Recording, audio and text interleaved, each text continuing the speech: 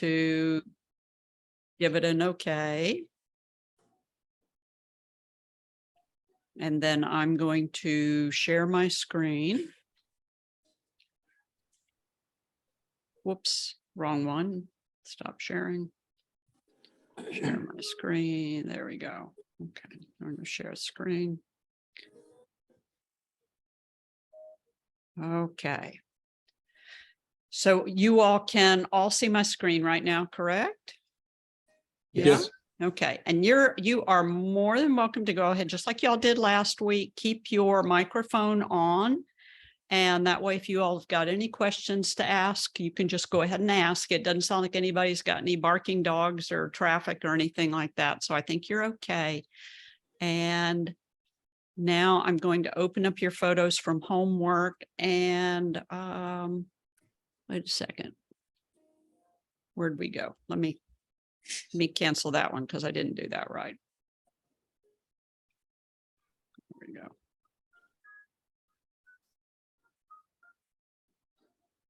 Amit, you were at the top. That's how I knew I hadn't done something right.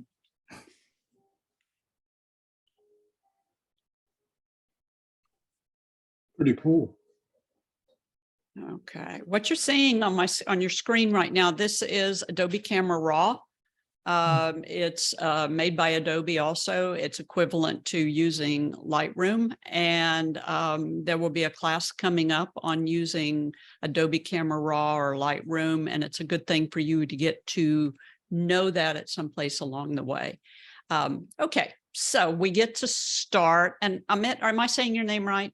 Yeah, that is. Amit? That's Okay.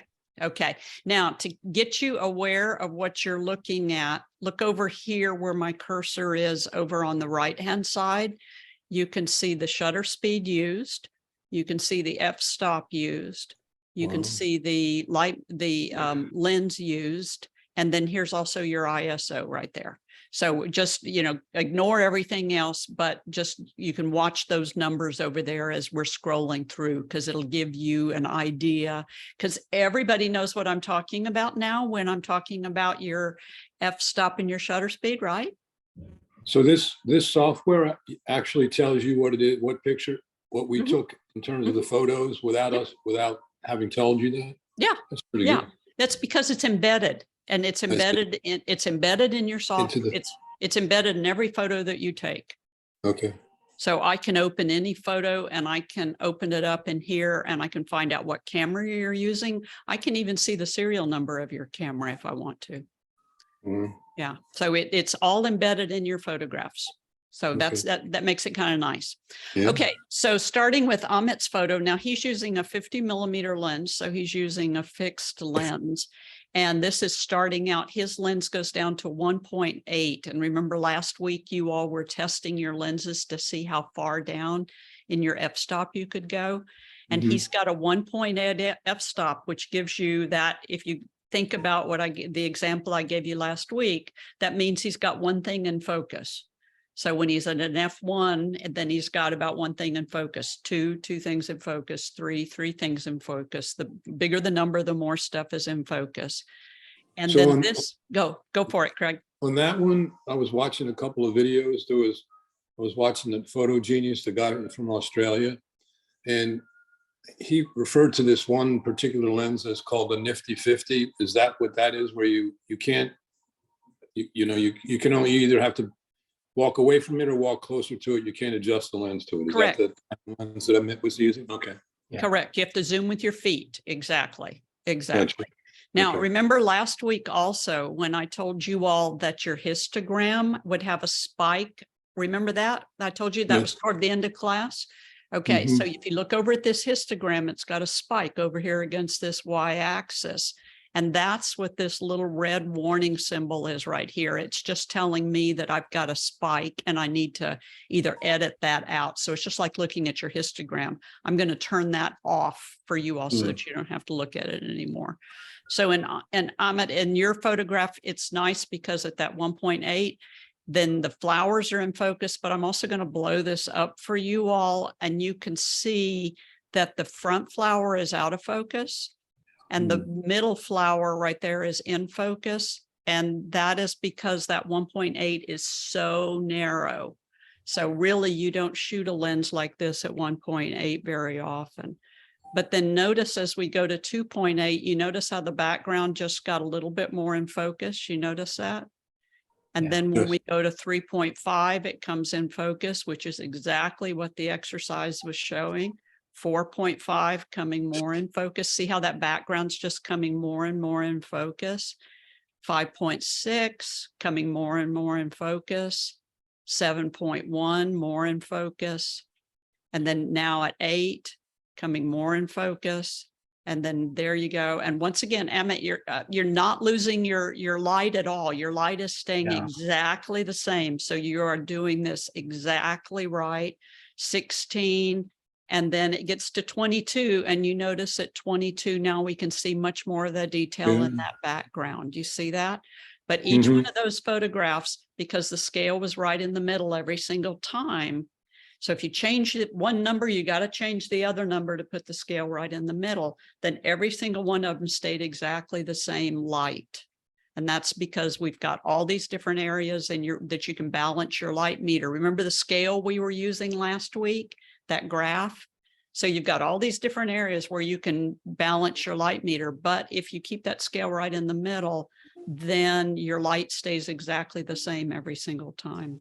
So you did a dynamite job on that one. Really good one. Yeah, I've never tried this, but this was really revealing. I mean, I didn't imagine it working like this. Yeah, educational. Yeah. Now here we go with the water hose. And one thing, or the sprayer, one thing that I forgot to tell you all before we left class last week is not to use a find miss sprayer, because it's very difficult to see the change on a find miss sprayer. It's much better if you just use a globby bit of water. But this is at 500th of a second. Once again, that f-stop of 1.8. So really, really shallow depth of field here. And then if I blow this up, you can see that here's your focus right here. And you can see that some of these, this spray of water is freezing at 500th of a second. You can see that in there. I'll just keep it at 100%. And then there's one drop of water right down here that you can see dropping off. And then at 320th of a second shutter speed, I'm going to go back to this one. Your focus is on your water hose. But then at 320th, notice that the fence is in focus now. The focus slipped off the water hose. So you got to be very, very careful. We'll talk a little bit more about focus tonight to make sure that your focus doesn't slip off of where you want it to be. Otherwise, you did a good job, got it there. And then here we go to 1/25th of a second. We can see more detail in the water. Focus is still back here on the fence. And I think you got your focus back. Yeah, you got your focus back. And you're using— it was windy, so the water spray was like moving. So I struggled with this. Yeah, and then trying to keep your focus on that little bitty water faucet is pretty difficult. But you notice now that this little drop of water, I thought this was illustrative. This was kind of nice. It's flying, it's still streaking through the air at 1/25th of a second.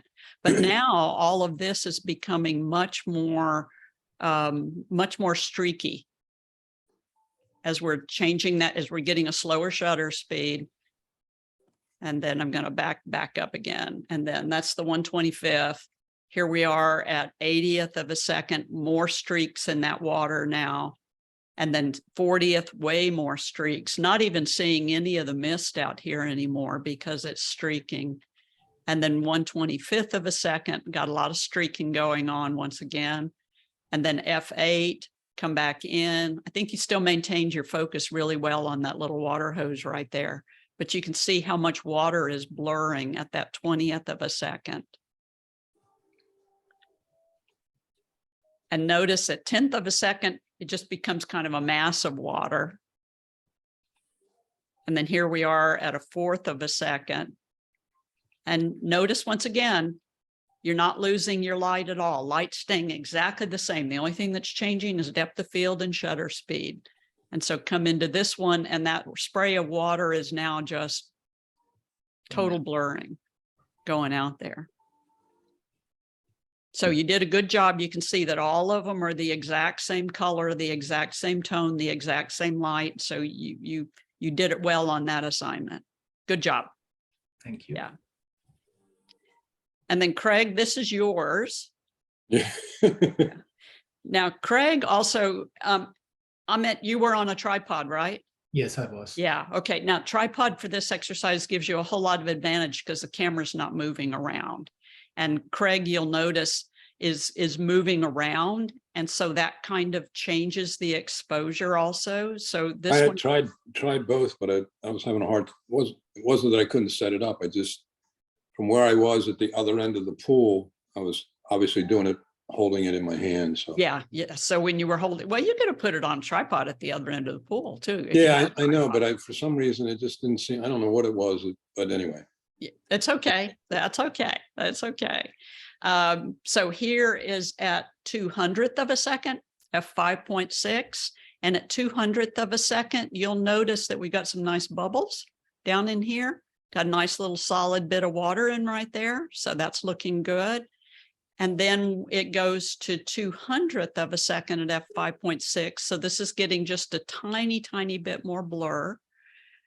And then as this light area in the pool starts coming into the picture, the more, whenever you change what you're looking at, your light meter is so sensitive that it's kind of going to start moving in different directions because now we've got to expose this area of the photograph the proper way. So this is 100th of a second, but at 100th of a second, you'll see we've got more blurring going on in the water. And then here we go to 60th of a second. This photo's blurred, so I'm not going to zoom in on that one. And here we go at an 80th of a second. And then here it's at a 50th of a second. So this is just getting a lot more blurry on the movement, not too much change, but a lot more blurry on the movement. And then this went back to 2/50th of a second. So Right. playing around 1/25th of a second, 80th of a second. I think you're doing better on this series, but we still got some moving around. Let me see when we start getting a bit slower, because I remember you did. Oh, that's right. Okay, so this is at 30th of a second. So we've got some nice blurring going on in the water. But then when you went to this one, Craig, apparently you were at the end of the scale. And if you're at the end of the scale, then you just got to stop, because adding one more stop just means we overexpose the photograph. I see. Okay. Yeah. And then here's your Oh yeah. your flower pot against the background. Mm-hmm. And this is a redo. Amit did it really well, and that the assignment was to be 8-10 feet away from your background, and that's how we Right. could see it blow it out of focus. This is a good example that if we're too close to our background, no matter what changes we're making, it's hard to blow the background out.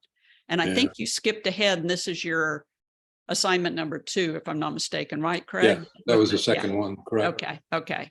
And then you sent me a picture of a dog. That's Wilson. That's right. But you see how as he moves his head, there's not enough shutter speed to stop his head. We got a blurring motion going on. So what should that have been as he moved his head? Is there a Remember way to that to stop a living creature, we've got to have at least a 60th of a second shutter speed. So that was Okay. one of your benchmark shutter speeds from last week. And then Okay. meters not balanced because it's overexposed, meters not balanced because it's dark. And So then, yeah, go ahead. I have a question about that. When you look through the lens and you see the numbers, when you just push the shutter like halfway down. Yeah. I remember when I was trying, and they're probably not in here, but when I was trying to take a couple of different photos, that it changes without, it seemed like it was doing it without me adjusting anything. Like it had to get to a certain point before I could actually push the shutter all the way down. Does that make sense or no? Anytime you move the camera, your light meter is super, super sensitive. So when you were moving the camera and including more of that light strip in your swimming pool, then that's just going to because your light meter is now seeing something else. So now you're going to have to adjust even more because it's not just a little change anymore. You've actually let it see more. So sometimes in your pictures, you were even looking over your fence. Well, since I'm looking at something else, then you're going to have to make a whole lot more change. Okay. It's sensitive. It's very sensitive. Yeah. Okay, now Jennifer, here's yours. Yeah. And where it's blue right there is the warning symbol for it back in this software again to tell me that everything's too dark. So I'm going to turn that off for you. So that's what that is. And so you're here, even though it was light in your kitchen, you were obviously not able to balance your light meter at 500th of a second, right? That's right. I was not able to balance it for several of the pictures. Yeah. And then here we go, 250th of a second. Here we go, 125th of a second. And then here, finally, we're getting close. We're getting close. So 60th of a second. And then here we are right here. And in this case, because of the light, because you were trying to do this inside, and remember I told you could do it inside, there wasn't enough light, even though it looked good for your eyes, there wasn't enough light for you to use 500th of a second inside. Right. Which is why I wanted to try it again outside. That the only other place I could think of that had water moving was at our local park around here. But like I said, I wasn't able to get over there. So yeah. and I just had to turn in what I had. You did. It's fine because it's always it's always an illustration. And you notice that in an 1/8 of a second here, there is moving water. It is blurred. So you at least did it. The only way to accomplish that would have been to raise your ISO. And I did ask you all to keep your ISO at 100 or 200. So that would have been the only way for you to accomplish that inside, was to raise your ISO. Okay.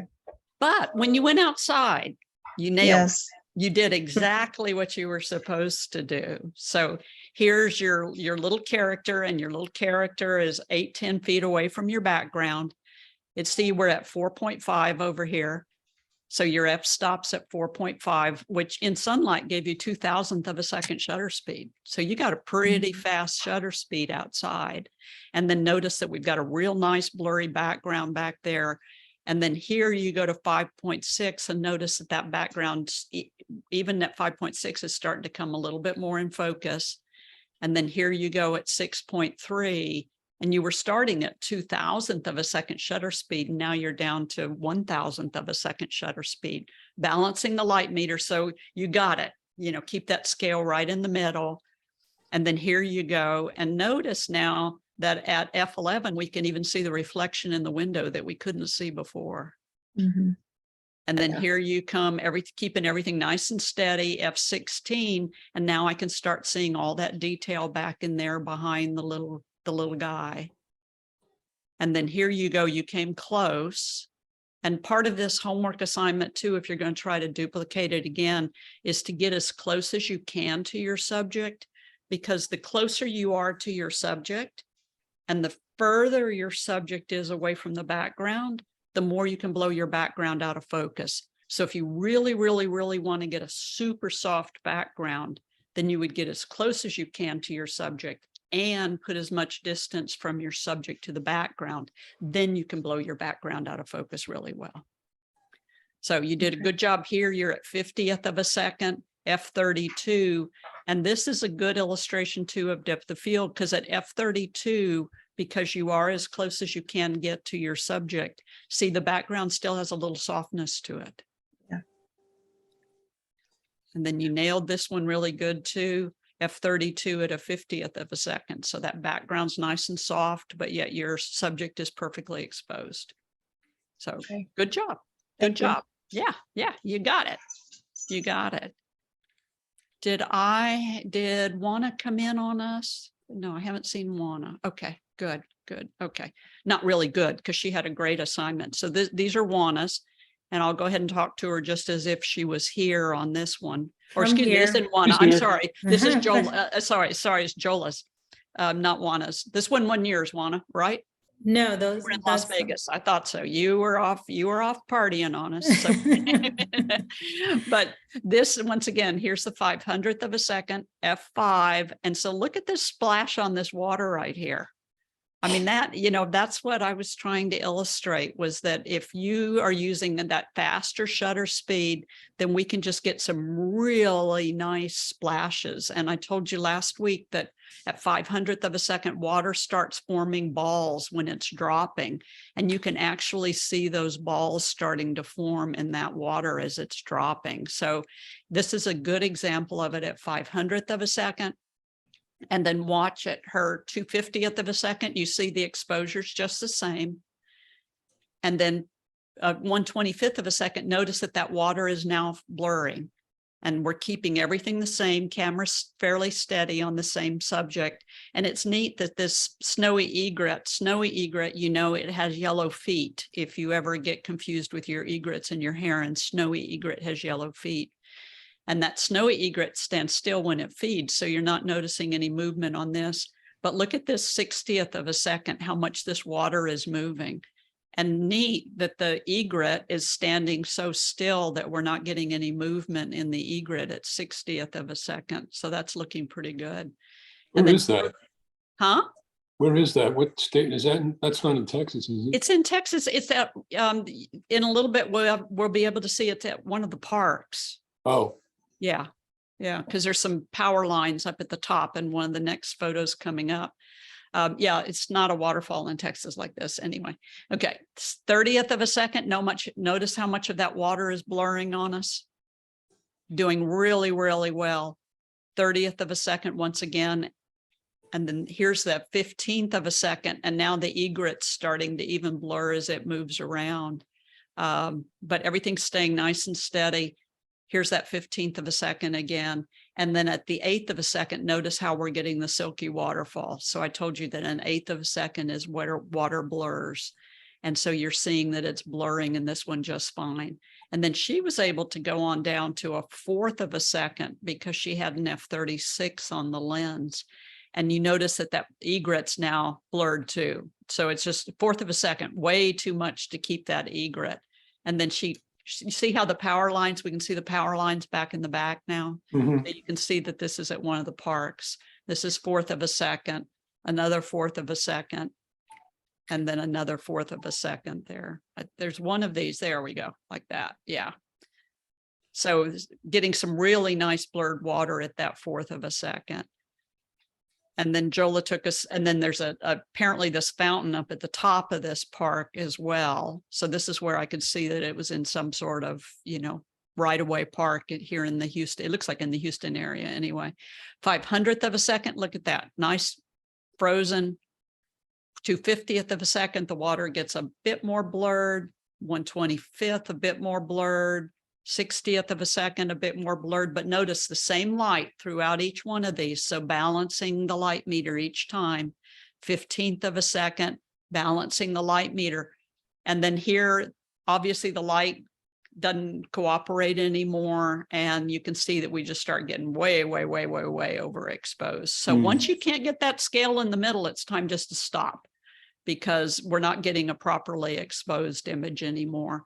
But you see how that light meter gives you 15, 20 different places where you can set the number and the number combinations. And it all depends on what you want the picture to be, whether you want the water to be blurry or whether you want the water to be solid. 640 here, you notice that these people are frozen in their strides down in the corner. So that's 640th of a second shutter speed. And then On the other here's- one, yeah. Kathy, you said there was one at f/36. Is that because some cameras, like the T7 that I have, the Canon, it only goes to 25? It's remember, it's the lens. So your Oh. f-stops are in your lens. I see. So Okay. each lens, it determines how far it can go on the low end of the scale, as well as how high it can go on the high end of the scale. Okay. So it's in the lens construction. Gotcha. And then here we go again. These are Jola's again. And you notice that at her, this is the 4.5. And notice the background back there out of focus. And then she changed her ISO right here. And I think what happened, you notice the ISO is at 16,000. I think what happens is she's moved on to an auto ISO because it's fluctuating as she's going through the f-stop scale. So this is an F8. Now we can see more of the background. F11, we can see more of the background. F16, more of the background. And now at F22, definitely more of the background. So now we can see back in the background area here a whole lot more. So all related to your f-stop and your shutter speed and the putting them all together and making sure the scale's in the middle, because you noticed that her light was exactly the same throughout it. Okay, Juana, here's yours. Yes. And I'm sorry there, I left one behind. So I couldn't get it fast enough. But this is your 1/4 of a second at 5.6. Were you on, did you do a tripod or you're just leaning it on something? No, I was leaning it over a rail. Okay, it's nice and steady. And notice that the 1/4 of a second, we're getting really nice blurred water right there. So the 1/4 of a second is giving us that nice blurred water, and you've got a good exposure on it. So, you know, we're seeing what we should be seeing. And then here's your fountain where we've got, this is a 1/20th of a second, and we've got some really nice blurred water on that 1/20th of a second. Yeah. And then here's the fountain at 200th of a second. This is in Las Vegas. Yes. No. So you were able to tell your husband, stop, I have to do my homework. Yes, I'm like, stop, there's water there. There's water, stop, I have to do it. So you see that at 500th, or excuse me, 200th of a second, we've got, we've still got a little bit of blurring going on in the water, not totally frozen, but at the same time, it's a whole lot different than the 20th of a second. And then the 20th of a second, it looks like you were slightly overexposed on the light meter, where at the 200th of a second, you had to be, because 5.6 at 20th of a second, 5.6 at 200th of a second, your ISOs, oh, you changed your ISO too on one of them. This is a 100 ISO and this is a 400 ISO. Yeah, but otherwise good. You showed the movement in the water. Questions on that one, Juana?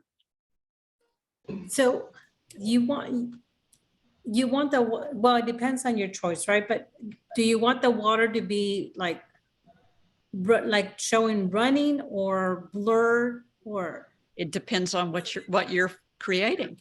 Okay, Depends so on like what if I wanted like that one right there, Uh-huh. like movement, so then that's kind of the setting it should be on.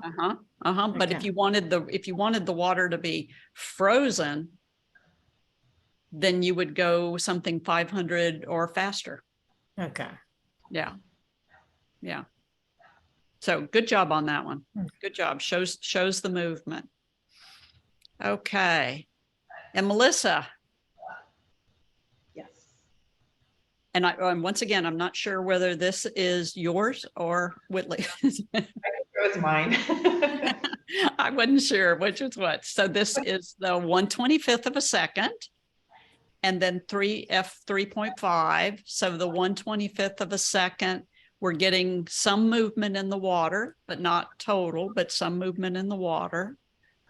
And then it goes to 30th of a second, and we've got definitely more movement in the water now with that one.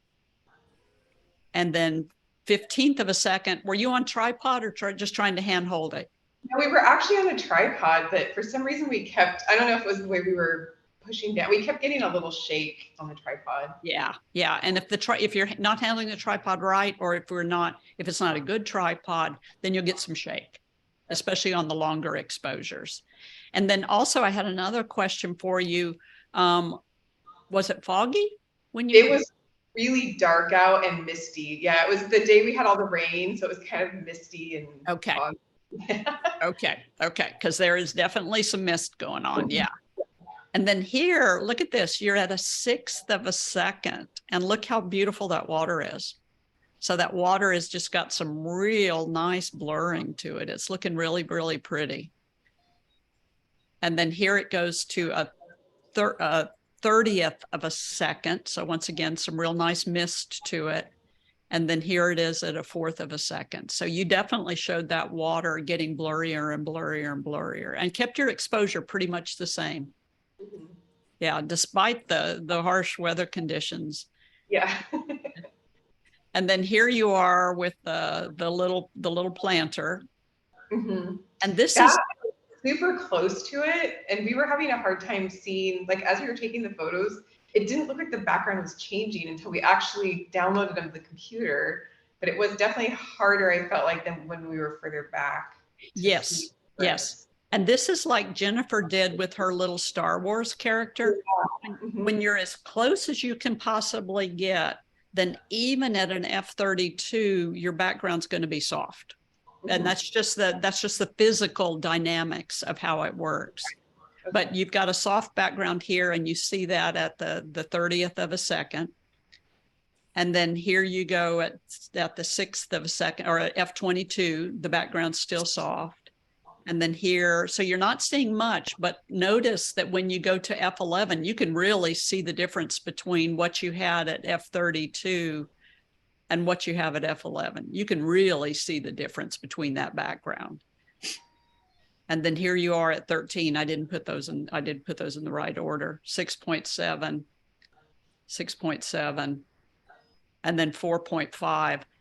Here also your focus at 4.5 is on one of these parts of the plant versus on the planter. So once again, trying to keep that focus point exactly where you should. We were actually like laying on top of a ledge, and we had like a little tiny tripod. Okay. So Okay. that one was kind of funky. The other one we had a big tripod, but this one was a little funky because it kept wobbling. Yeah, it kept wobbling around. Yeah, here's what it looks like if we were on something else. And then I think these are just a repeat, if I'm not mistaken. Yeah, probably. Or it might have been Whitley's shots too. Like we're all intermixed probably. Okay, I thought you all were. Yeah, so we're just kind of, I think everything else is just pretty much intermixed with each other, kind of showing the same blurry thing. water. Yeah. Yeah. Once again, I wasn't sure if these were repeats or if you all were actually using the same camera. Yeah, we were just using the same camera, and we each did a set of them.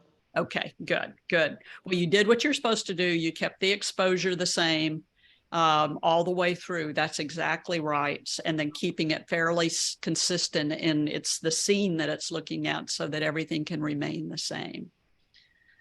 Okay. So I think I've got everybody there, and then I'm going to stop sharing on this one. Sorry about that. Yeah.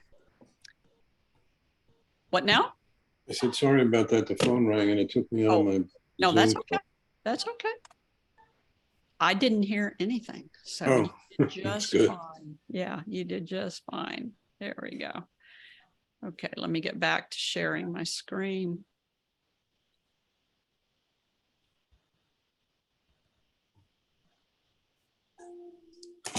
There we go. Okay. So that was an assignment where some of you just absolutely nailed that one. And then others, you had some problems with it, but that's how we learn. So questions real quick for me on that one. Oh, I have one question, Katie, and I'm not sure if you are going to cover that in the class later on, but I see a button in front of my camera here. Uh-huh. It says depth of field. I could never figure out what that is for. Depth of field preview button. All of you all have it. It's kind of an advanced feature on the cameras, or most everybody has it. You push it, and if you were at say 16, everybody's camera except yours. Amit's using one of the new mirrorless cameras. So everybody's, and Lexi, you've got a mirrorless also. So everybody else, if you push that button, the screen will go dark, and you have to kind of put your hands around the viewfinder and let your eyes adjust to the dark. And then you can see actually what your depth of field is at 16.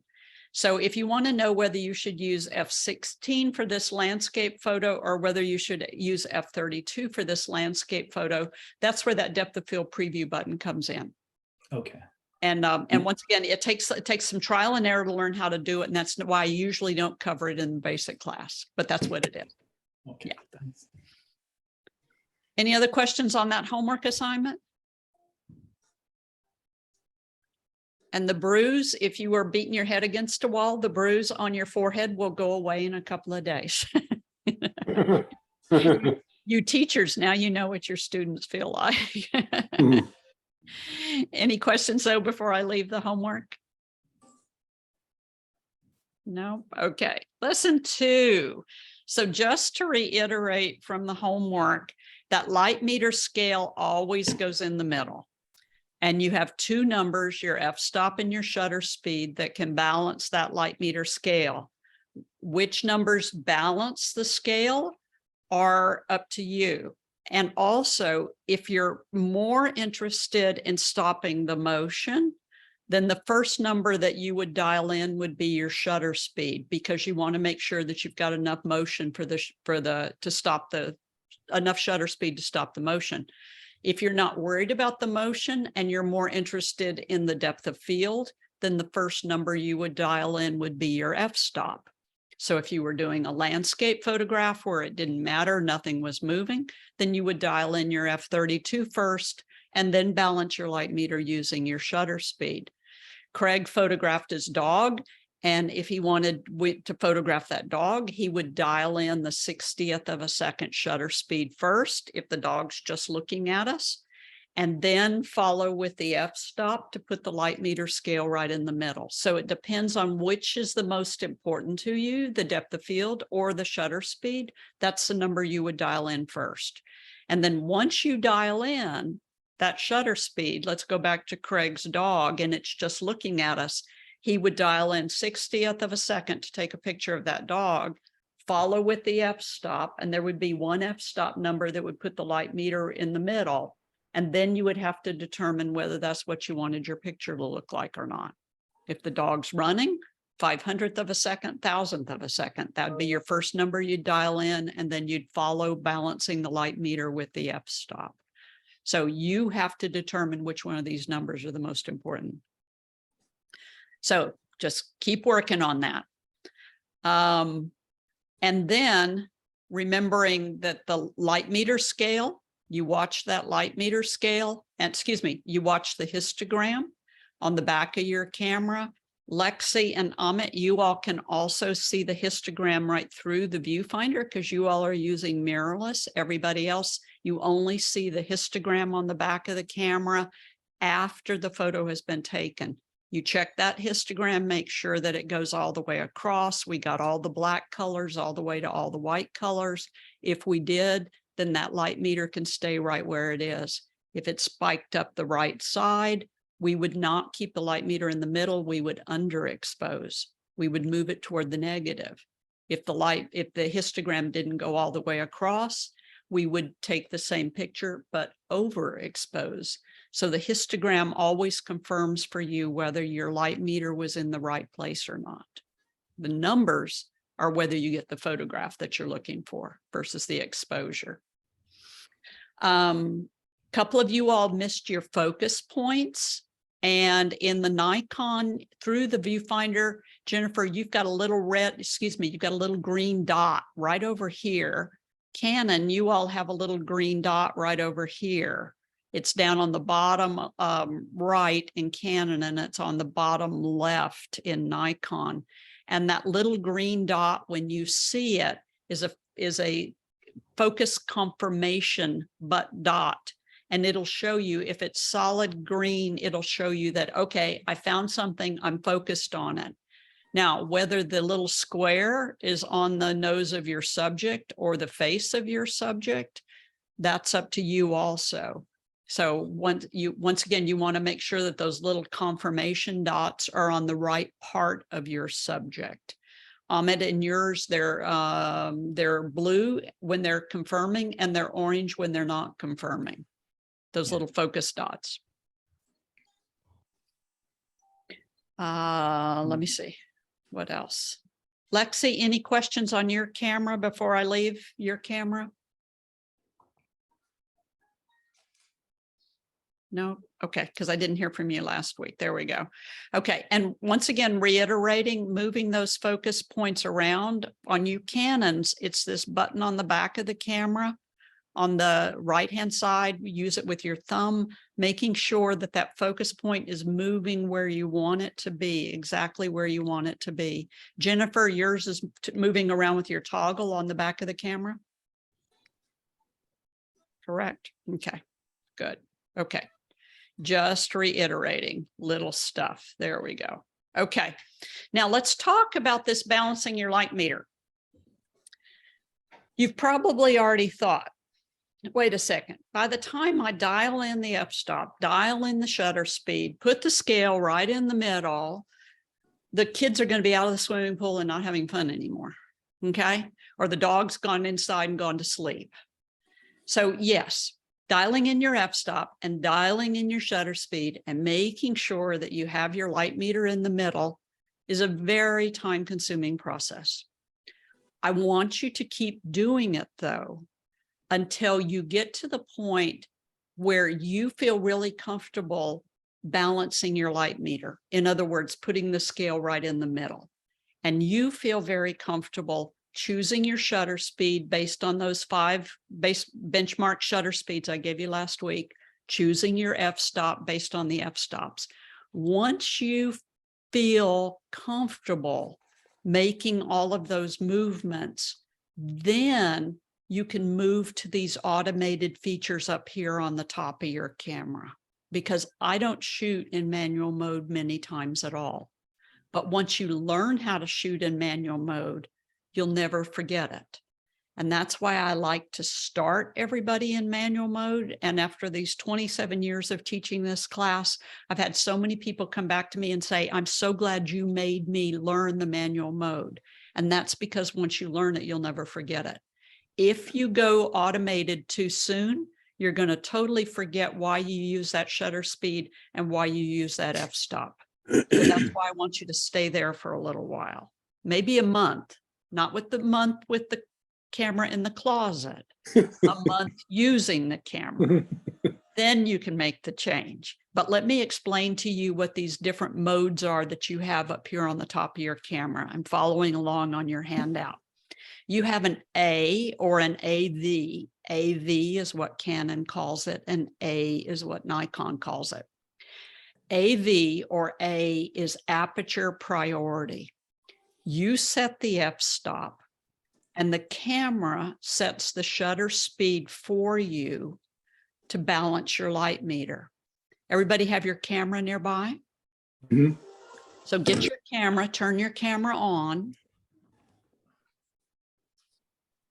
And I'd like you to make sure that once again, your ISO is at your 100 or your 200, 200 if you're Nikon, 100 if you're Canon, right?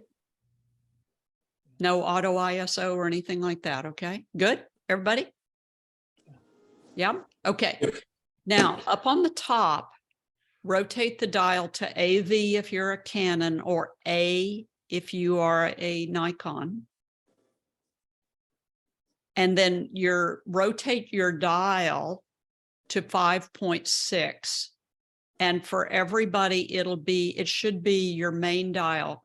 Jennifer, it'll be your back dial. Canon's, it'll be your front dial. Did that change your 5.6? Mhm. Mm-hmm. Yeah. And Amit, you'll notice that when on your camera and also on, let me see, Jola's camera. So Jola, I'm speaking to you, and then Melissa on the 10D. You all have what I call a 2-dial camera. You have one dial in the front that takes care of your shutter speed and one dial on the back, the big round dial that takes care of your f-stop. When you all move to aperture priority, the big dial in the front, your main dial next to your finger, will now control your f-stop, not your back dial in the back. Okay. So everybody else, if you were pushing and holding the plus minus button to change your f-stop originally or in lesson 1, now your f-stop is changing with just your front dial. So if you want to rotate that front dial just a little bit, Jennifer, it's your back dial for you because you're Nikon. You see that it's changing your f-stop? Yeah. Yes. Okay, good, good. Just shake your head up and down so I know that y'all are there. Okay. Now, aperture priority, you're in AV mode or A mode, and you're at f5.6, correct? Good. Now, point your camera around the room and push the shutter button halfway down. Just point it around the room, look through the viewfinder and point it at the lights, point it at the floor, point it at the bookshelf, point it at the, the windows, and you see how the light meter is in the middle? Yes. Yes? Yes. Good. You see how the scale is right in the middle? Anybody have a scale that is not in the middle? Melissa? Yeah, mine's not in the middle. Okay, yours is not in the middle. Anybody else have a scale that's not in the middle? Mine's not in the middle.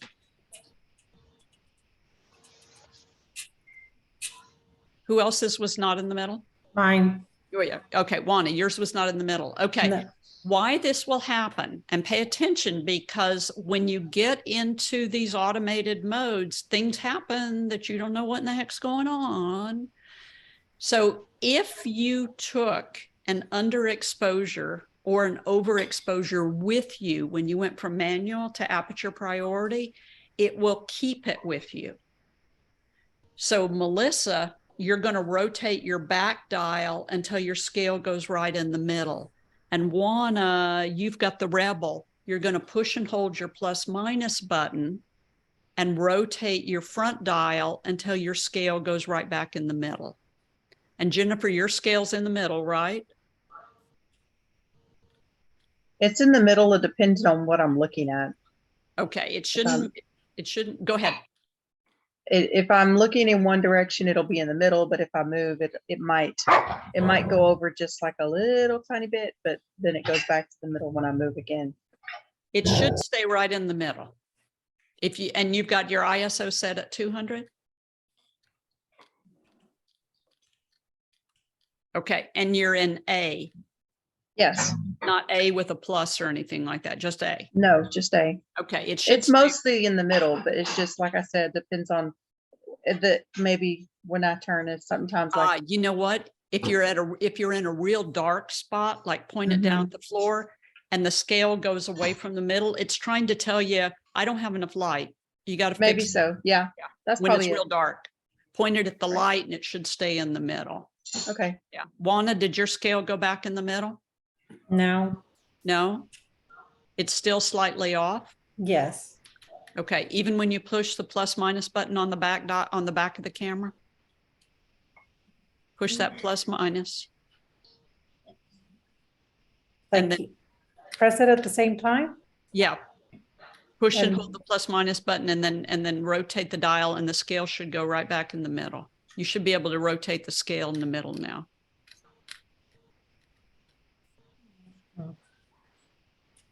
Shouldn't take too much of a movement. Well, it's still stuck. How far away is it from being in the middle? It's completely to the right-hand side. Completely to the Yes. right-hand side. Okay, go back to manual mode. And dial in your f-stop and dial in your shutter speed using 5.6 for your f-stop. And Amit, yours is working like it's supposed to?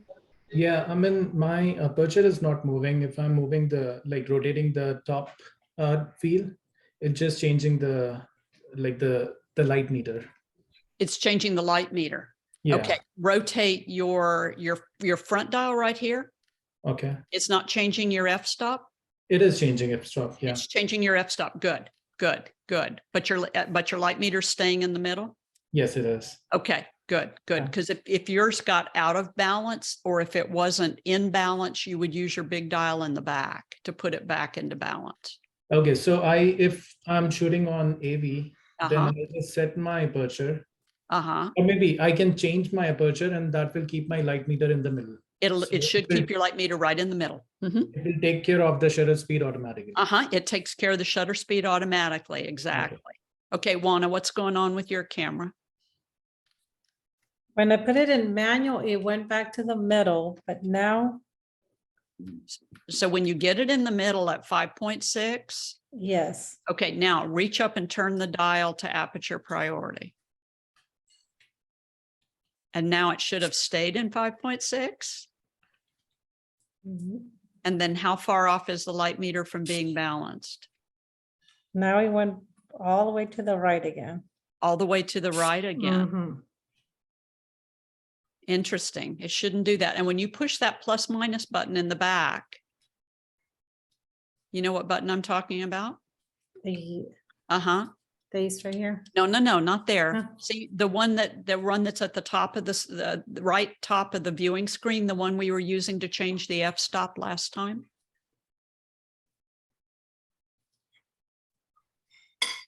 Put your thumb, go back to, no, go back to the back of the camera, go back to the back of the camera. Uh-huh. Topmost right corner, no, of the viewing screen, by the viewing screen. See where it says AV plus minus, right above your fingernail, right there. Okay. Yeah, push that button and rotate your front dial. That's your plus minus. That's how we got your f-stop when you were in the manual mode. Now that puts your scale back in the middle. Okay. There we go. Yay! Yay. Yes. Okay. There we go. Good. Now, aperture priority is when you know what f-stop you want to use. And your shutter speed, you're willing now just to watch it fluctuate, and you can monitor your shutter speed to see if you've got enough. So where would I use aperture priority? I'm walking around a field of wildflowers and I want to take portraits of each individual wildflower, and I want to use a 5.6 or a 6.3, and I want my background to be soft. Then for each wildflower now, as I walk around the field and squat down and get close up with each wildflower, then all I'm doing now is watching the shutter speed to make sure it's fast enough to stop each one of the wildflowers. If there's a breeze blowing, then I need at least a 60th of a second to stop that breeze. If there's a wind, forget it. But you know, if I'm hand holding the camera, then I've got to have a fast enough shutter speed to hand hold the camera. Aperture priority. If I were at a family gathering and I was going to walk around and just take pictures of individuals in the family gathering, and I want a nice soft background, then I would use my 5.6 once again, focus on everybody's face. The people that are 8, 10, 15 feet away from their background, we're going to get a softer background. And then the people that are closer to their background, the background's not going to be as soft. So, and I'm watching the shutter speed though the entire time. If the shutter speed's not fast enough and I still want to keep using that f-stop, then I could raise my ISO to get my shutter speed to be a bit faster. So that's when I would use aperture priority. Okay. Shutter priority, on the other hand, is when you go to the TV dial, rotate to TV, or you rotate to S on Canons, TV on Canons, and S on your Nikon. So when you rotate the dial now to TV, your front dial, or Jennifer, your back dial, because you're Nikon and we're Canon, so they've got to be different fingers. They can't use the same finger, you know, that's just the way it is. So now your main dial, front for Canon, back for Nikon, changes your shutter speed. So you're in TV now, or S, right? Yes. Rotate your command dial, that would be your front dial for Canons, your back dial for Nikons, until you get to 60.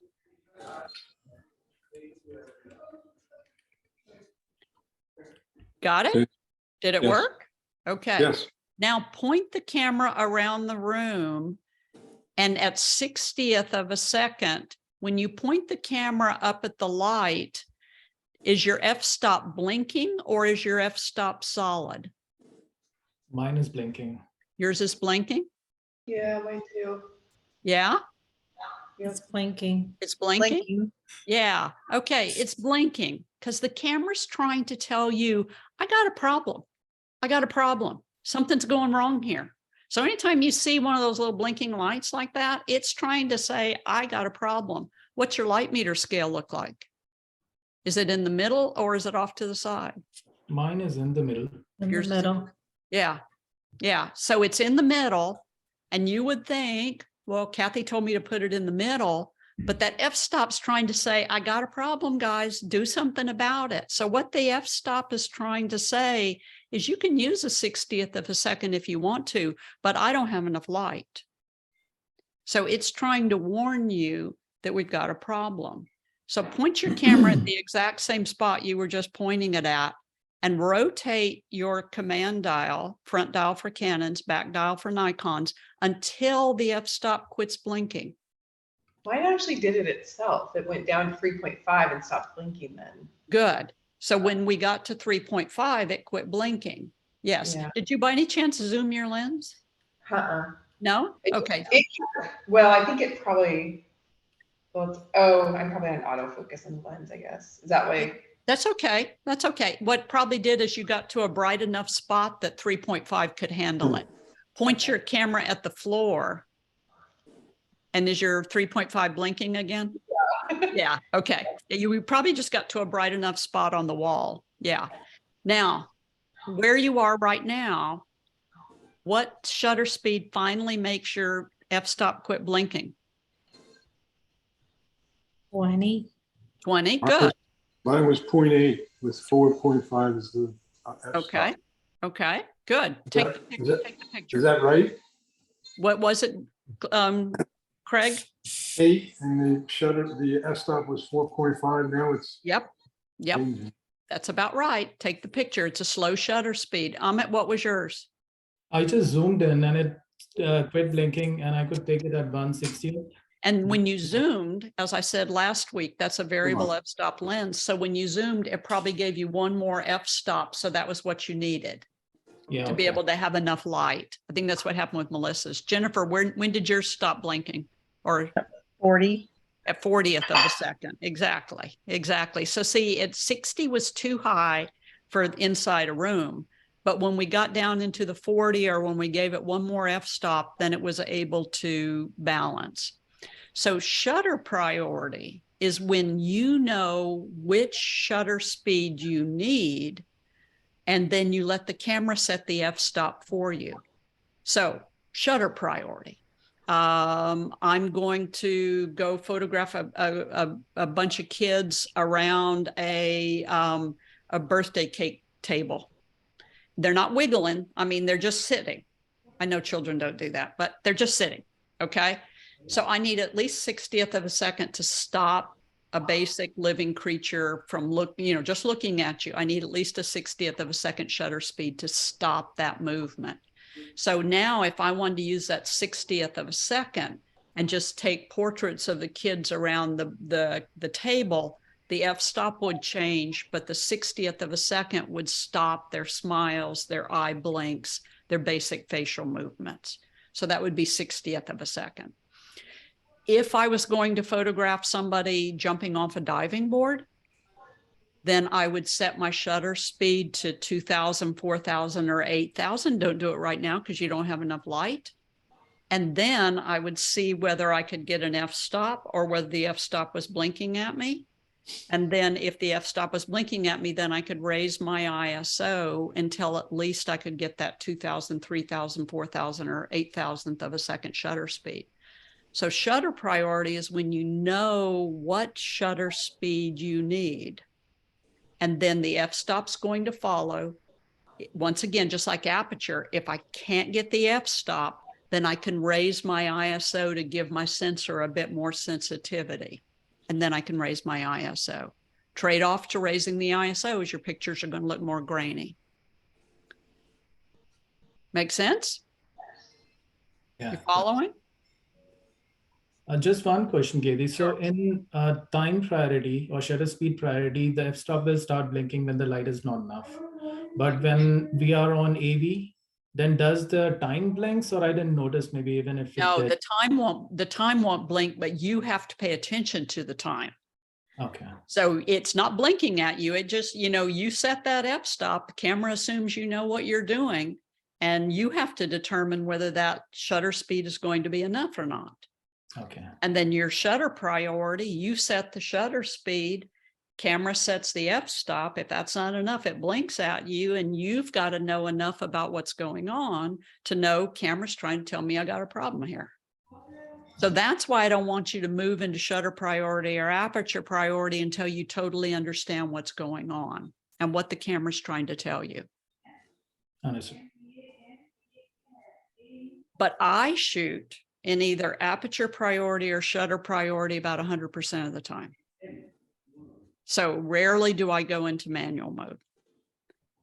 Once you learn what that f-stop and that shutter speed means, then you can go between aperture priority and shutter priority, depending on which one you feel more comfortable with and which one suits you best. Okay. Where I don't want you to go, and put your camera back to manual, if you would, please, up on the top. So this just makes your life a whole lot easier. Oh, by the way, shutter priority, outside, bright sun. Jennifer, you were in the bright sunlight and you got 2,000th of a second with no problem whatsoever. Shutter priority. Kids are playing a soccer game, or your friends are playing a soccer game. Nice bright sunshine, not like we've had the last couple of days, but nice bright sunshiny day. You could do shutter priority. You could set your f-stop 2,000, 3,000, and you could just sit there and shoot that entire game if we had enough sunlight. And you could shoot at that high shutter speed and freeze the action all you wanted to do. So that's when we would do shutter priority. I do a lot of bird photography. I would shoot that at shutter priority as well, depending on how much light we've got. Okay, where I don't want you, everybody's back at M, right? On Yes. the top?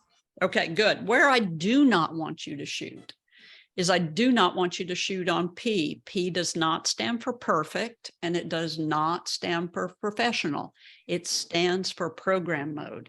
And what the program mode is trying to do is it's trying to put the f-stop at 8, because remember when we were doing that whole scale thing last class, I told you F8 and B there, most stuff's in focus at F8. So P is trying to put you at F8, most stuff's in focus. P is trying to put you at 60th of a second shutter speed because most movement stops at 60th of a second. So it's trying to put you at about F8, most stuff's in focus, at about 60th of a second, most movement stopped. And that's what P does. And it fluctuates. If we can get you to F8 with a higher shutter speed, that's good. If we can get you to 60th of a second, well, so that's all P is trying to do, is just kind of keep you right there in that blah, mediocre mode. And that's why I don't want you to shoot on P. Also on P, it's amazing. One of the Canon Rebels, I don't think anybody has it here, but most of you Canon photographers have 11 menus on the back of your camera, from your red menus to your blue menus to your orange menus to your golden menus. You have about 11 menus. One of the Canon Rebels, if you shoot on P, it only lets you see 5 of your menus. So it makes 6 menus full of features disappear that you don't even know you didn't even have, because it never lets you have them. So in P mode, so you won't hurt yourself, a lot of features that your camera has are not accessible. That's another reason I don't want you to shoot in the P mode, because it just takes away a lot of stuff so you won't hurt yourself. And definitely, I don't want you to shoot on any of those scene modes or those auto A modes or all those other things, because all they're once again doing is presets. And then they're not letting you do all the other cool things that your camera will do. As long as you stay in manual, aperture priority, or shutter priority, you have access to every single feature on your camera that you paid for. You go into program, or you go into scene, or you go into any of those other things, and suddenly you have no more access to certain things on your camera. That's why I don't want you to use those either. You paid money for those things on your camera. I don't want you to not have access to them. If you've ever seen on some of your menus on the back of the camera where things are grayed out, that's because you're in one of those automated modes. It won't let you go into it because they don't think you know what you're doing, so they won't let you see it. So that's why I don't want you to go into any of those features. Okay, make sense? Mhm. Okay, and you can do it. Manual mode, aperture priority, and shutter mode. Stay in manual for the next month. Get used to rotating those dials, get used to knowing why you're in one f-stop and why you're in another shutter speed. And then once you start getting comfortable with those, start branching out into aperture priority or shutter priority. And then some other features that are important for you, and these are on that handout that I gave you, so I can explain to you why I gave you some of these, why I asked you to set your camera on some of these features. Autofocus continuous. Jennifer, you have this on your camera. And then Canons, you all have AI servo on yours. Amit, yours is servo. It's not AI servo anymore. It's just servo. And Lexi, I think yours is servo as well. Autofocus C or AI servo is where your camera constantly focuses on your subject. So you're holding your button halfway down, and wherever you have your little focus square set, the camera is constantly going back and refocusing. If the dog moves, the camera goes and refocuses on the dog. If you change your position, the camera goes back and refocuses on the dog. So autofocus continuous in Jennifer's camera and servo in Amit and Lexi's camera, and all you other Canons, it's called AI servo. I want you to stay there because the camera's constantly focusing all the time. If you go to AS in Jennifer's camera or single in all the Canons, the camera focuses once. And if you move just to change positions, the camera is still focused on that point in space. It's not focused on your subject anymore. Or if your subject moves, the camera doesn't go back and refocus on the subject. So that's why I don't want you to be on the single or the AS in Jennifer's camera. Have you ever tried to push the shutter button down and the camera won't take the picture? I have. Yes. Yeah. Yes. Okay. That's because you're in AFS in Jennifer's camera or single in all the Canons. If the camera doesn't think you're in focus, it won't let you take a picture, and that'll drive you crazy. So by going into servo, AI servo, or autofocus continuous, you can now take the picture of the abominable snowman walking across your front yard, whether you're in focus or not. Because sometimes we just want to take the picture. That's all there is to it. I don't want the camera to tell me I can't take the picture. So that's why you're in that one. The rapid release, all of you all look on the back of your camera. I think every single, all the Rebels have this definitely, but you've got the rapid release, the 3 pieces of paper on top of each other, laid on top of each other. Some of you all have got a little button on the back of the camera. You've got a menu item in your menus. The rapid release is, once again, how you can hold the button down and the camera will just keep taking a picture. Because sometimes when the kids are doing something good or the dog's doing something good or there's action happening, we just want to hold the button down. Some of you have a 3 pieces of paper with an H next to it. Amit, you've got a 3 pieces of paper with an H plus a plus next to it. So the 3 pieces of paper with an H is that camera will fire even faster. And that 3 pieces of paper with an H, depending on your camera model, will take anywhere from 3 frames a second to 14 frames a second. The 3 pieces of paper with an H and a plus will take up to 30 frames a second, which is nearly a movie. So that 3 pieces of paper is a good place to be all the time. Once again, you never know when that action's going to happen, and we just want to hold that button down. But get used to just holding it down and taking 1 picture at a time. Get used to the sensitivity of your shutter. But if there's action happening, then definitely put that on the 3 pieces of paper with the H, or that's the high-speed release. And then 1 individual focus point. I'm a firm believer in using 1 individual focus point and then using my thumb to move the focus point around through my frame. So in Canons, you all are pushing that top right-hand button that has the little 9 little dots inside the rectangle. Jennifer, you're toggling, right? On the back to move that around. And so I'm moving the focus point to the kid that I want to be in focus. I'm moving the focus point to the part of the flower that I want to be in focus. I'm moving the focus point to the eye of the subject. So that one individual focus point versus a cluster. If you use a cluster, and Amit, this doesn't apply to your camera. If you use a cluster, then the camera is choosing where it wants to focus, not where you want to focus, and you're the person with the brain. So I think that's where we use those individual focus points. Amit, on the other hand, on your camera, he's using one of the new mirrorless. I'm using the large rectangle in the middle for the focus area, and then I'm setting it on either animal eye or human eye, depending on what I'm photographing. Yeah, I've kept it on animal eye. Yeah, yeah, and you got to watch it because animal eye, it thinks berries are animal eyes, and it thinks round leaves are animal eyes also. Okay.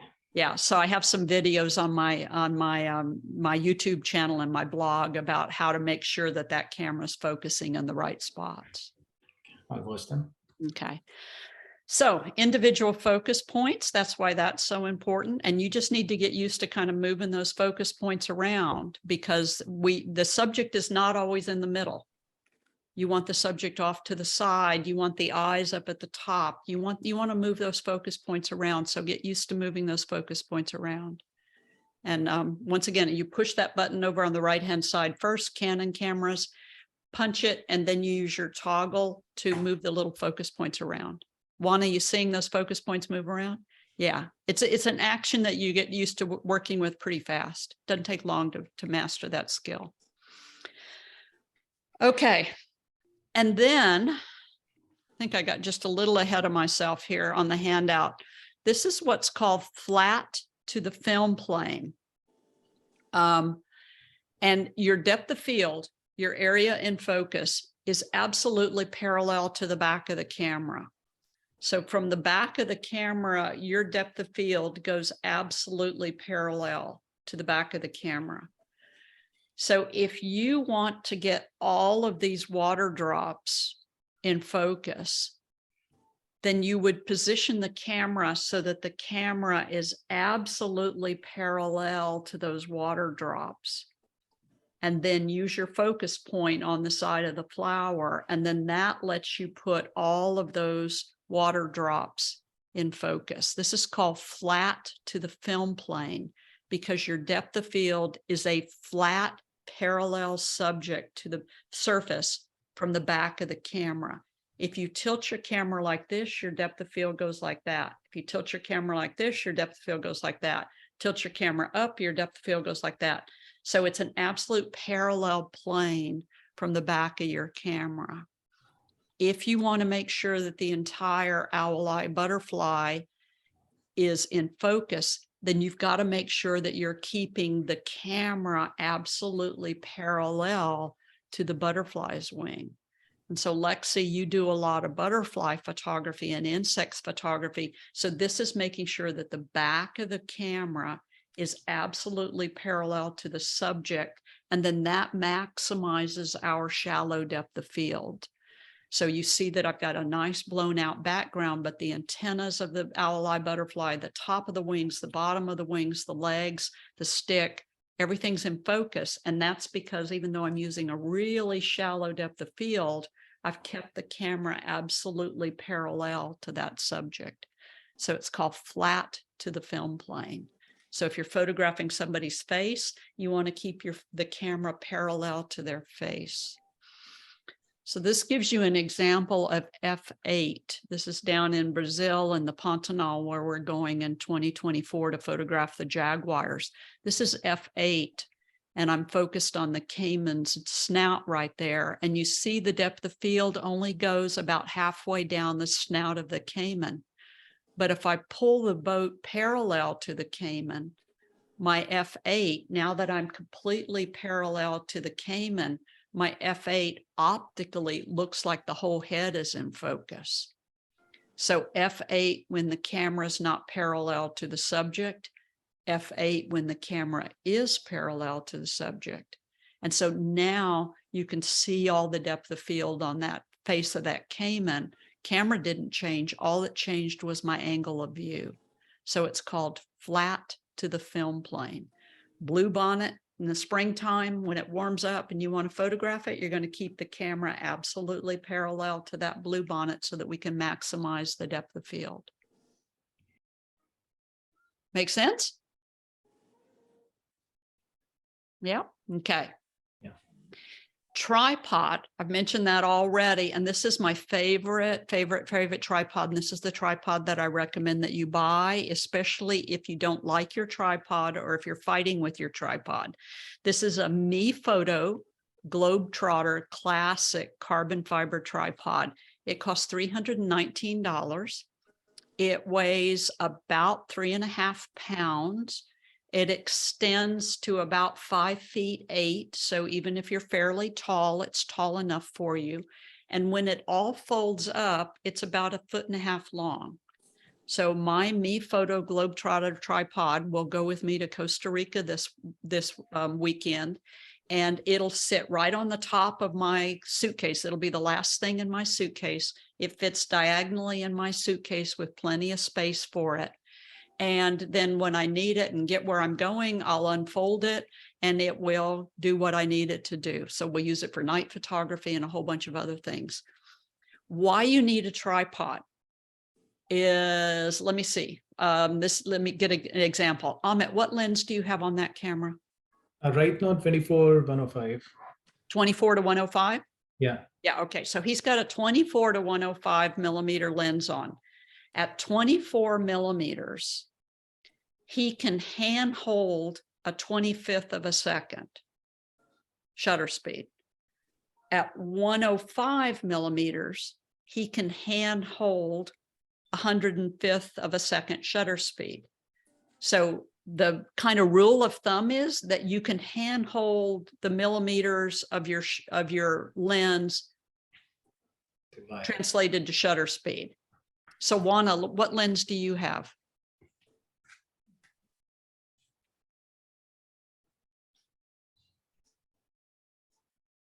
Uh, 55. Is that 18 to 50, 18 to 55? 18 to 55. So when you're zoomed out to 18, you can handhold about 1/18 of a second shutter speed. When you zoom out to 55, you can handhold about 1/55 of a second shutter speed. Now, obviously, we have image stabilization and vibration reduction. So, we've got a lot of wiggle room there, but that's kind of the rule of thumb. But if you have a tripod and the camera is stable, then that means we can use slow shutter speeds and still take nice sharp pictures of them. Also, if you're on the tripod, especially if you're using a heavier lens, it takes a lot of weight off your shoulders. So you don't have as much weight on your shoulders when you're holding the camera. So you use the tripod for a lot of things, like your homework assignment and that type of stuff. Yeah. Questions on tripods? No. And once again, this one costs $319. Don't get the smaller one. Just get the MePhoto Globetrotter Classic. Don't get the one that's not classic. Get the classic and get the carbon fiber. The aluminum is heavier. And then MePhoto, these come in about 9 colors. So you can get one in blue or red or green. I have green.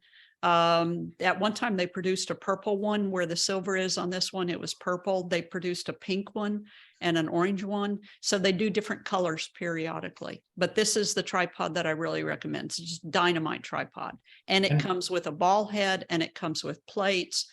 Everything's self-contained. And you can get it at Best Buy, by the way. And it can hold the heavier lenses also. It can hold heavier lenses. You wouldn't want to walk away from them. So when I had a 500, I have put my 500 on it. You just wouldn't want to walk away from it.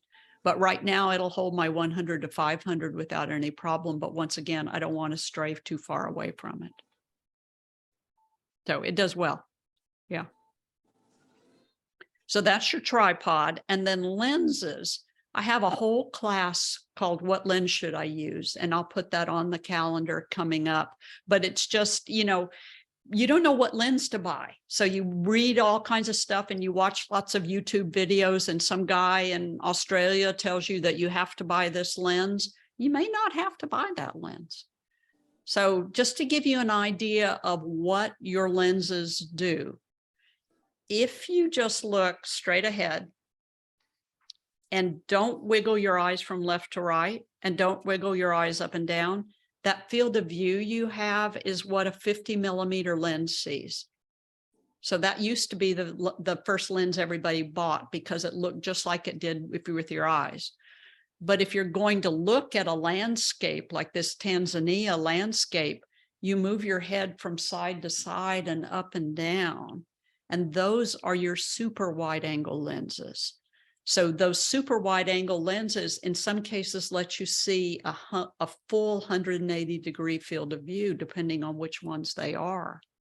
So that would be for Melissa with your 10D and for Amit with your R5. I think those are the only ones on that one. Yeah, that would be your 16 to 35 millimeter lens. Everybody else, that would be your 10 to 22. So that would be your super grand landscape lens, 10 to 22. And for Melissa and Amit, it would be your 16 to 35 or your 15 to 35 or your 14 to 35. So those are called your grand landscape lens or your super wide angle lenses. Your walk around lens, that would be, Juana, you said you had your 18 to 55 on that camera right now? Yeah. And then Amit said that he had the 24 to 105. Melissa and Amit, your walk around lens would be your 24 to 105. 24, it's a nice wide field of view. We can do interiors of rooms, we can do landscapes, but we can still zoom in on people. Everybody else, that would be your 18 to 135 or 18 to 55. Jennifer, what lens do you have on your camera? It's 18 to 105. 18 to 105. So on your cameras, Craig, what do you have on yours? 18? On this one here, 18 to 55, but I have 18. two others in the back. Yeah, so your 18 to 55s, your 18 to 135s, those are great lenses. It's just a good general introductory lens.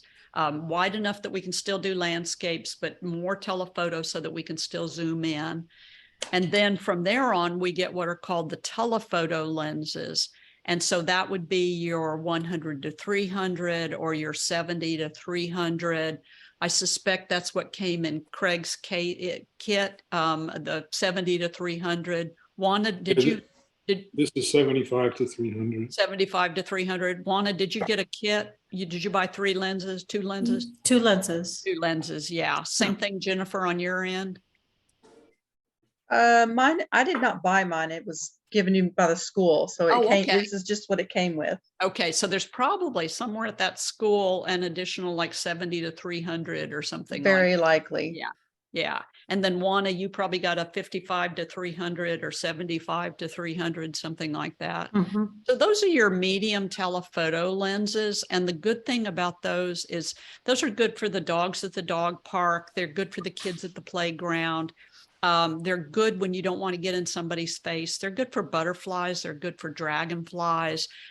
Basics beginning for bird photography. So about bird photography, you need something that goes out to about 300 millimeters.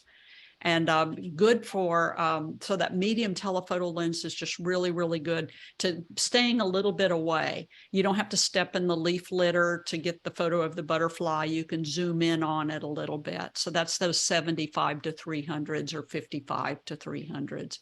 Which one do you have, Juana? This one is 75 to 300. 75 to 300, exactly, exactly. So, you know, these are just kind of a good starting point. And in all your lenses, everybody's camera, Nikon, Canon, you've got the introductory level lenses that don't cost you very much money. You've got a mid-range lens that costs you a little bit more money and it's a little bit clearer.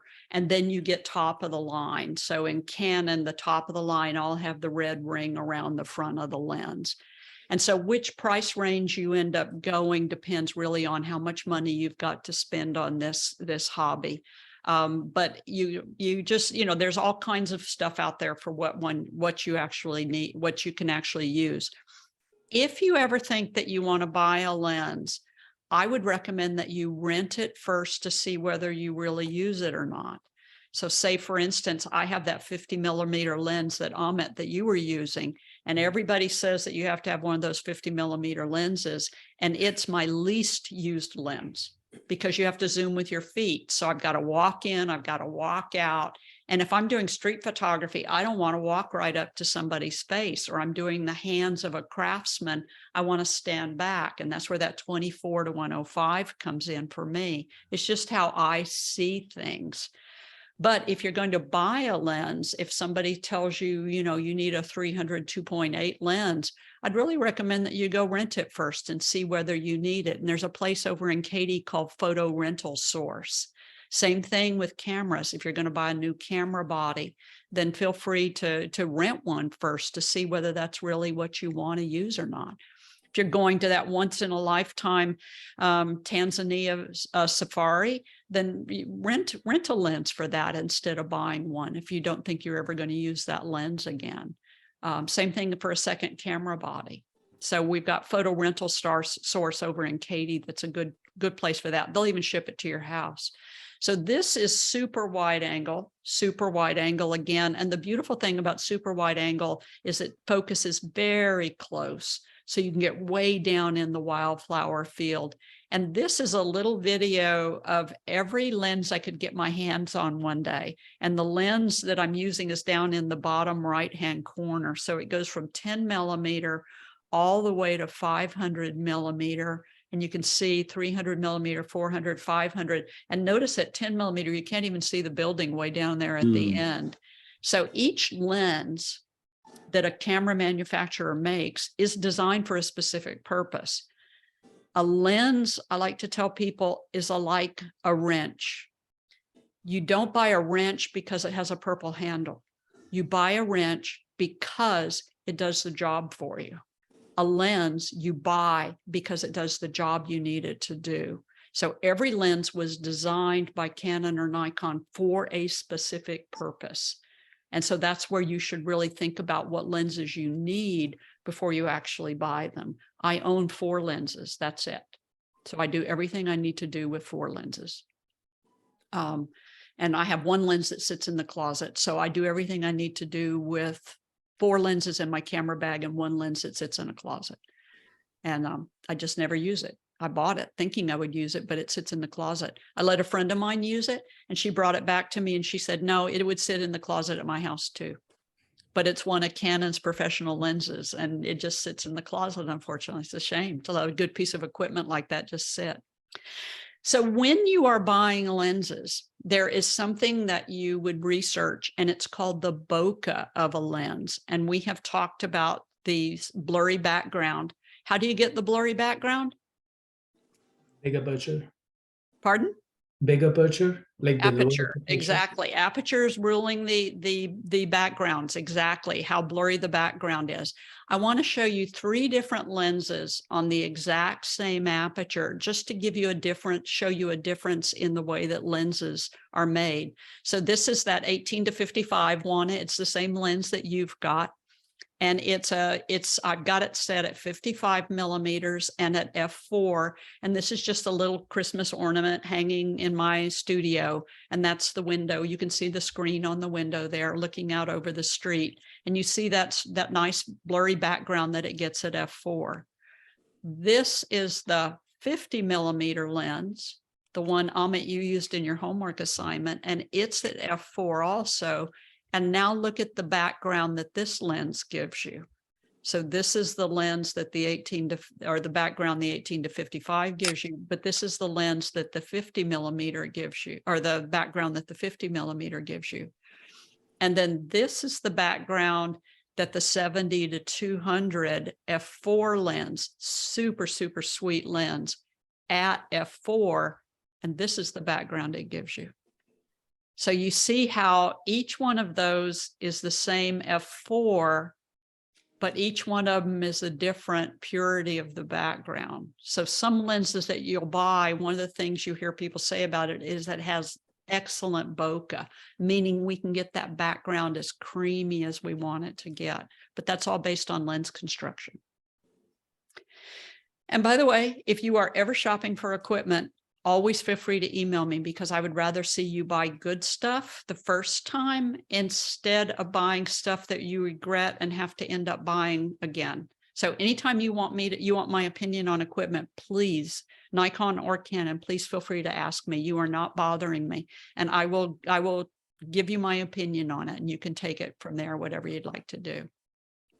Okay, Canon, flash for you. So yes, you do need to own a flash. And yes, you do need to use a flash occasionally, because a flash does a really good job. This one is a 430EX by Canon. It's an inexpensive flash. It'll cost you about $250. For Nikon, the equivalent would be the SB5000. And once again, it's about a $250 flash. And it's excellent. And why it's excellent is if you look at this photograph of this young lady, you will see that you don't see that I used a flash. The flash is not visible, and that's how you want the flash to look. But if you look down at the background in the lower left-hand corner where my cursor is, do you see that crisp shadow cast by that statue? That tells you that there's shadows probably on her face, but that flash is going out and hitting them and then turning off.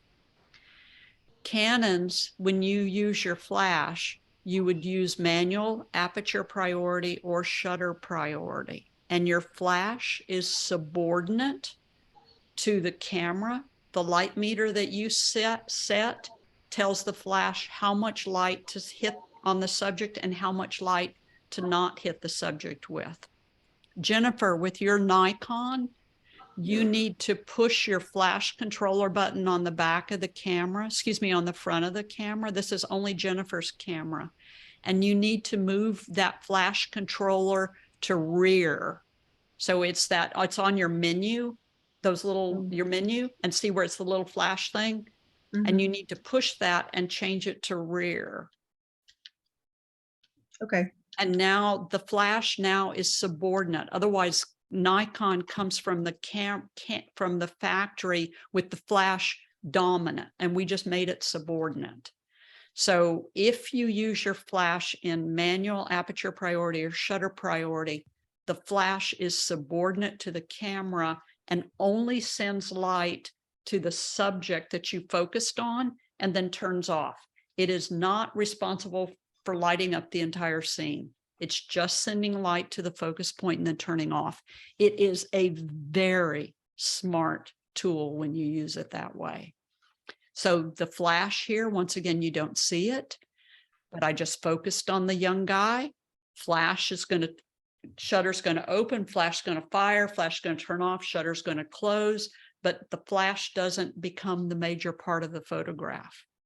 And this is another example of putting bright lights, lighted lights at a restaurant, or in this case, a wedding, behind your subject so that we can light up that background and make the background look a whole lot more interesting. You do the exact same thing when we don't have enough light. So in this case, it's a Genet in Africa. And I always love these guys when they come out of the rafters at night, because they're going to eat insects out of the thatched roof of the restaurant. And, I'm going to photograph this guy if I can do it.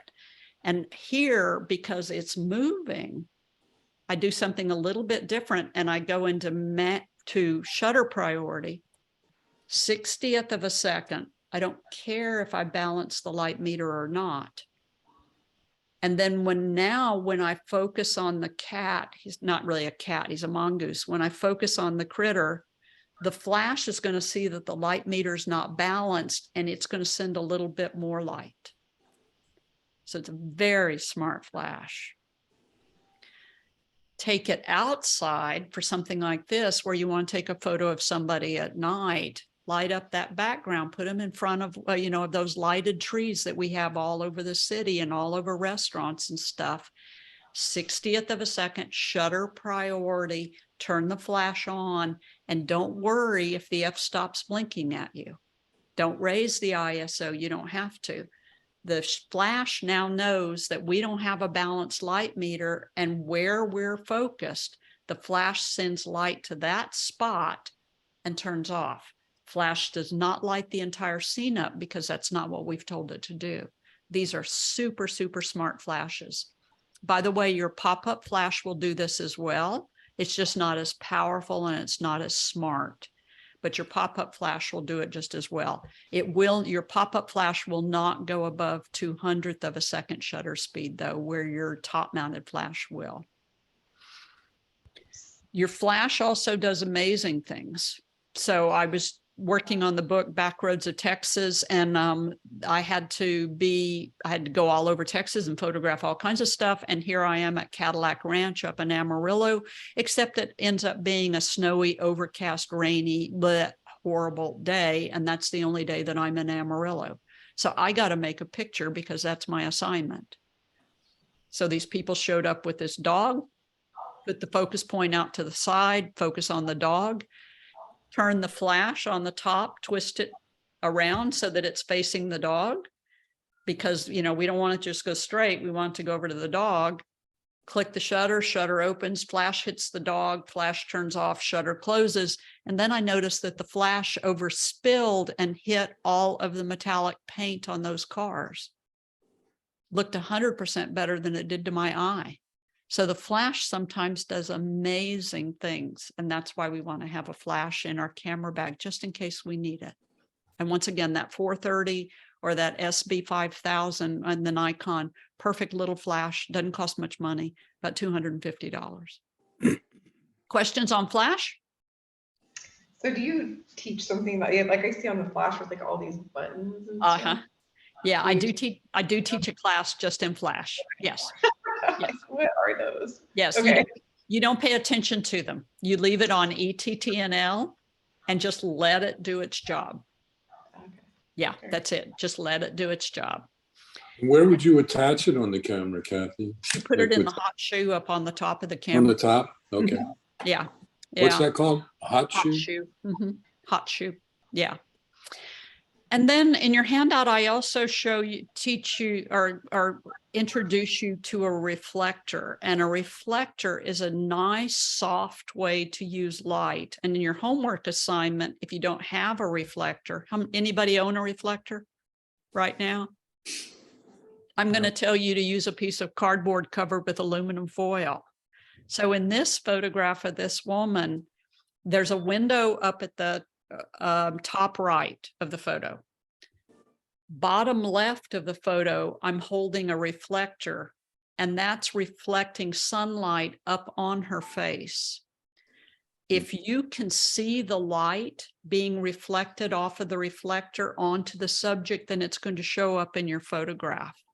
And a reflector is going to be very, very soft, or your cardboard covered with aluminum foil. Craig, you just put the cardboard with aluminum foil behind, but you're supposed to put it between facing the sun and reflecting light back at your subject. So that's how you use a reflector. Right. So in this photograph, there's just a window over on the right-hand side. There's a reflector on the left-hand side reflecting sunlight up on her face. And here's what a reflector looks like. Costs $29 from Amazon. You can have it at your doorstep in just 2 or 3 days. Lovely little gadget to own. And this is a 5-in-1 reflector. And it has silver on one side, gold on the other side. Gold reflects a more yellow light. Silver reflects a more silver white light. The diffuser inside is to block the sun in the event that there's a real harsh sun. You put it between you and your subject. And then when you're finished with it, you fold it all down into that little bitty case and throw it in your camera bag and use it in another 6 months when you need it. I use these all the time when I do garden photography, flowers. I love them on human faces because they just make human faces look so much softer than a flash does. And then here's an example of a before and after with a reflector. The left side is the harsh sunlight that we're dealing with. The right side, the reflector is right over on the left side of the photograph, right behind her butt. And the sun and the reflector is reflecting sunlight back up onto her face. So we have really, really harsh shadows in that first photograph on the left and the one over on the right. Then we've got the reflector going in, filling in those shadows and filling in the scene. So a reflector is a really nice gadget to have. Play with your cardboard covered with aluminum foil. Use the windshield screen out of your car. You know, that silver thing you have that you put in your windshield screen, use that if you want to. And if you find you like it, then go ahead and order a reflector because they really are a nice gadget to have. Questions on reflectors, flashes?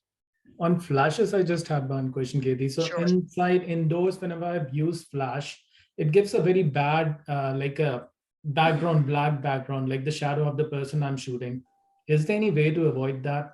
There is, and one way you can do it is to bounce it off the ceiling or bounce it off the wall.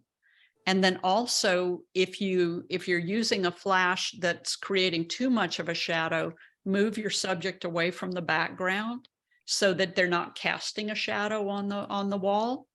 So move them out to the center of the room so that we're not casting that shadow. Got it. Yeah, I was working on something the other day and it was casting a shadow like crazy and it was just driving me crazy. Yeah.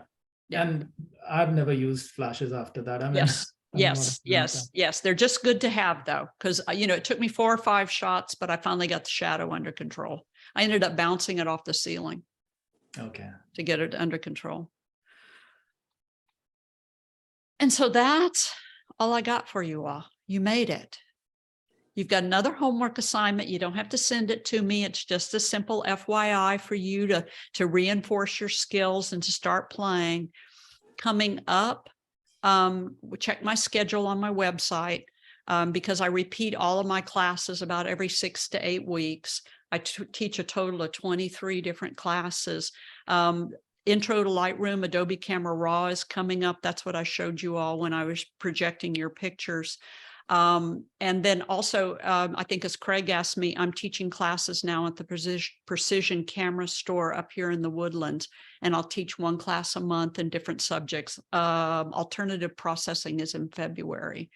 But keep in touch with my website because as my travels quiet down just a little bit in a month or so, then I'll start teaching butterfly photography and dragonfly photography, wildflower photography. There's all kinds of stuff coming up. Some of those are outdoors. Some of them are online. So I rotate back and forth between in-person and Zoom now.